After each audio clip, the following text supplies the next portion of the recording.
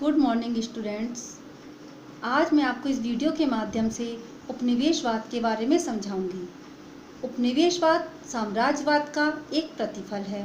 उपनिवेशवाद एक ऐसी विचारधारा है जिसको व्यवहार में लाकर कोई भी देश किसी अन्य देश को बलपूर्वक जीतने तथा वहां अपना उपनिवेश स्थापित करने का प्रयास करता है। उपनिवेश स्थापित करने वाला जो देश होता है वह वहां का शासक बन जाता है। यूरोप में जब पुर्तगाल, स्पेन, ब्रिटेन, फ्रांस और नीदरलैंड की ताकत बढ़ने लगी, तब इन देशों ने अफ्रीका, एशिया और लैटिन अमेरिका के उन देशों पर ध्यान देना शुरू कर दिया था जो गरीब होने के कारण बहुत कमजोर हो गए थे। उनकी राजनीतिक स्थिरता के कारण वे किसी शक्ति का विरोध भी नहीं कर सकते थे। इन देशों ने अपने साम्राज्य को बढ़ाने के लिए इन देशों पर अधिकार कर लिया। इस कारण वे उनके उपनिवेश बन गए। काफी लंबे समय तक हमारा भारत भी इंग्लैंड का उपनिवेश बना रहा। 15 अगस्त 1947 को भारत की स्वतंत्रता के पश्चात ये समाप्त हुआ। अंग्रेजी शासनकाल की अवधि को ही भारत के संदर्भ में उपनिवेशवाद काल कहा जाता है या उपनिवेशवादी भी कहा जाता है। हमारे यहाँ उपनिवेशवाद की प्रकृति की कुछ विशेषताएं भी थी। मैं कुछ पॉइंट के माध्यम से आपको बताऊंगी वो क्या थी। सबसे पहले जो था वो उपनिवेशवाद साम्राज्यवाद की सोच का परिणाम था। यहाँ पर क्या होता था कि मानव के अधिकारों को कोई भी महत्व नहीं दिया जाता था। इसका उद्देश्य जो था वो उस देश के संसाधनों का इस तरह से उपयोग करना होता था जिससे वहाँ का जो देश है, साम्राज्यवादी देश है, वो आर्थिक रूप से पहले से अधिक शक्तिशाली बन जाए। दूसरा पॉइंट होता था इसमें कि औपनिवेशिक शासन के लोगों पर प्रत्यक्ष और अप्रत्यक्ष रूप से अपनी संस्कृति, सामाजिक मूल्य और आर्थिक क्रियाओं में इस तरह परिवर्तन लाने के लिए दबाव भी डाला जाता था। अगला पॉइंट आपका आता है कि विदेशी सरकार की जो कूटनीति थी वो कूटनीति से इस प्रकार उपनिवेशवाद ऐसी व्यवस्था थी कि जिसमें उस देश के मूल निवासी अपना सामाजिक आर्थिक विकास करने के योग ना बन सके।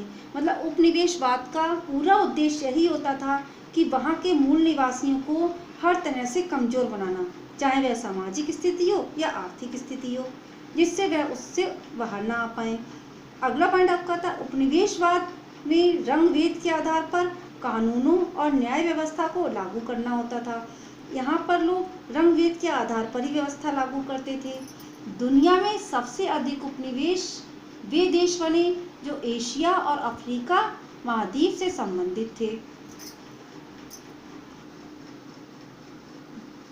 भारत में उपनिवेशवाद के कारण कुछ औपनिवेशिक शासन के प्रभाव भी पड़े थे, जैसे कि ब्रिटिश सरकार के द्वारा भारत में ग्रामीण क्षेत्रों से अधिक लगान वसूल करने के लिए यहाँ पर जमींदारी व्यवस्था आरंभ हो गई।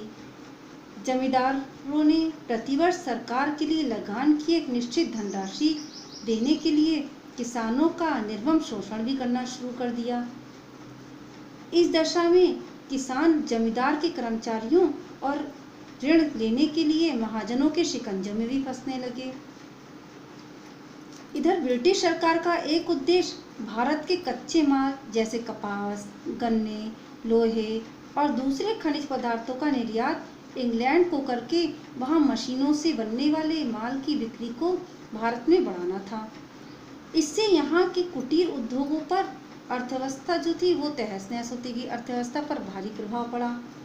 दस्तकार, शिल्पीकार जो थे वह सब बेरोजगार होते चले गए।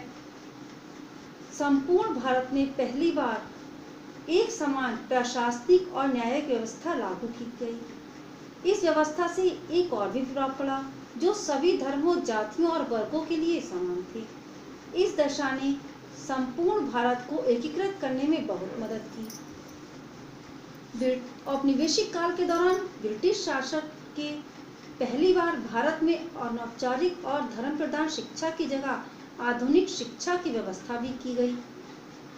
लेकिन इसमें एक बात और थी कि जो निम्न जातियों के बच्चे थे और महिलाएं थीं, उनको शिक्षा की सुविधाएं देने का कोई भी प्रयत्न नहीं किया गया।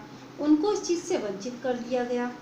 1857 में जब ब्रिटिश शासन को समाप्त करने के लिए विद्रोह किया गया, तब विद्रोह को कठोरता के साथ दबा देने के लिए ब्रिटिश शासन के द्वारा हिंदुओं और मुसलमानों के बीच परस्पर संदेह और द्वेष बढ़ने की नीति अपनाई जाने लगी।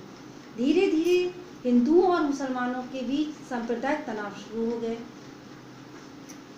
औपनिवेशिक शासन के द्वारा यहाँ एक ऐसा शिक्षित वर्ग भी उभरने लगा जिससे लोगों में राष्ट्रीय चेतना को जगाना आरंभ कर दिया, क्योंकि कुछ वर्गों के लिए शिक्षा दी जाने लगी थी।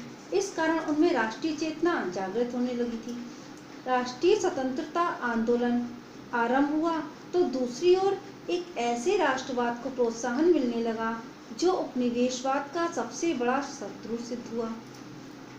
उपनिवेशवाद के प्रभाव के कारण अनेक ऐसे वर्गों और समुदायों का भी जन्म हुआ जिन्होंने राष्ट्रीय स्वतंत्रता आंदोलन में इन वर्गों और समुदायों ने जाति, धर्म और लिंग के भेदभाव से भी ऊपर उठकर हिस्सा लेना आरंभ कर दिया। संक्षेप में जैसे मैं कह सकती हूँ कि भारतीय समाज को औपनिवेशिक शासन के फलस्वरूप आर्थिक क्षेत्र में जहाँ भारी हानि हुई, वहीं राजनीतिक और सांस्कृतिक क्षेत्र में अनेक ऐसी दशाओं को प्रोत्साहन मिला जिन्होंने भारतीय समाज को आधुनिक और एकीकृत करने में महत्वपूर्ण भूमिका निभानी आरंभ कर दी। उपनिवेशवाद को हम संक्षेप में भी कह सकते हैं कि एक शक्तिशाली राष्ट्र के द्वारा किसी अन्य राष्ट्र अथवा राष्ट्रों को नियंत्रित करने का कृत्य उपनिवेशवाद कहलाता है। आगे की वीडियो में आप राष्ट्रवाद के बारे में समझाऊंगी।